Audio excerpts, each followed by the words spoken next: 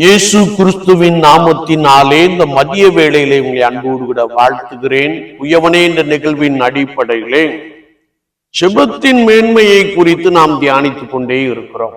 இன்றைக்கும் தானியேலின் புஸ்தகம் 6ஆம் அதிகாரம் 27ஆம் வார்த்தையை நாம் வாசிக்கின்ற போது, தானியேல் கர்த்தருக்கு முன்பதாக தினமும் 3 வேளை ஜெபம் பண்ணினபடியினாலே ஆண்டவர் அவனை சிங்கங்களின் கைக்கு தப்புவித்தார்.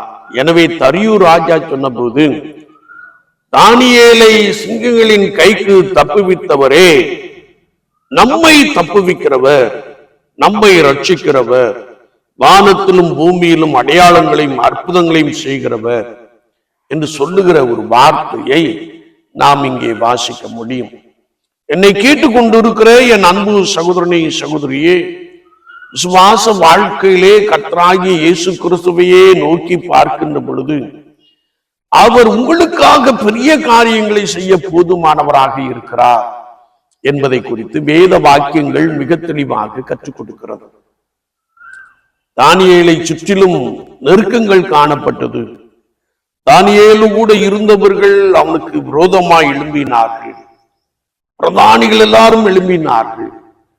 ஆனாலும் அவன் அந்த சூழ்நிலையை பெரிதாய் கருதாமல், எனக்குண்டான சூழ்நிலைக்குள்ளே என்னோடு கூட கர்த்தராகிய ஆண்டவர் இருக்கிறார் என்று சுவாசித்து, தான் முன்பு செய்து வந்தபடியே தினமும் 3 வேளை முழங்கால் படி விட்டு ஜெபம் பண்ணி தேவனுக்கு ஸ்தோத்திரம் செலுத்தினபடியினாலே ஆண்டவர் சிங்கங்களின் வாயை கட்டி போட்டார்.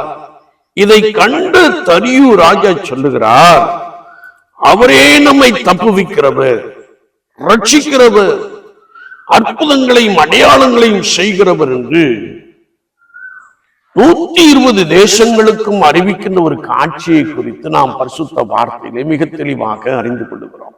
விசுவாச வாழ்க்கையிலே உன்னை சுற்றி நெருக்கங்கள் காணப்படலாம். உன்னோடு கூட இருக்கிறவர்கள் உனக்கு விரோதமாய் எழும்பலாம்.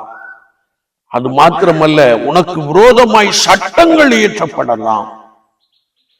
ஆனால் இவை எல்லாவற்றின் மத்தியிலும் நாம் முழங்கால் படியிட்டு ஜெபம் பண்ணி ஆண்டவருக்கு நன்றி செலுத்துகின்ற ஒரு அனுபவத்தை உடையவர்களாக, ஆண்டவராகிய இயேசு கிறிஸ்து ஒருவரே என்னை தப்புவிக்கிறவர், ரட்சிக்கிறவர், அடையாளங்களையும் அற்புதங்களையும் செய்கிறவர் என்று நாம் விசுவாசிக்கின்ற பொழுது, உனக்கு எதிரான ஆயுதத்தை ஆண்டவர் முறித்து போடுகிறார்.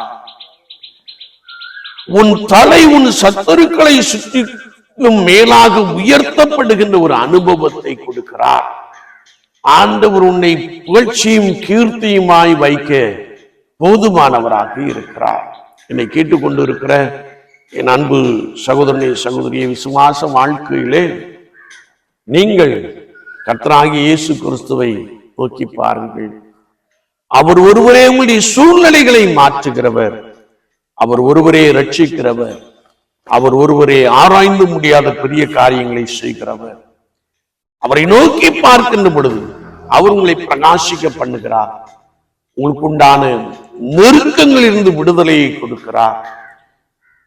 உங்களுக்கு எதிராய் செயல்பட்டவர்கள் இயேசு கிறிஸ்துவை குறித்து சாட்சி சொல்லும்படியான அனுபவங்களை உண்டாக்குகிறார். ஆண்டவர் தாமே அப்படிப்பட்ட கிருபையை, எப்பொழுதும் இயேசு கிறிஸ்துவை நோக்கி பார்க்கிற கிருபையை நமக்குள்ளே நிறைவாய் கொடுப்பாராக. ஆமென், ஆமென்.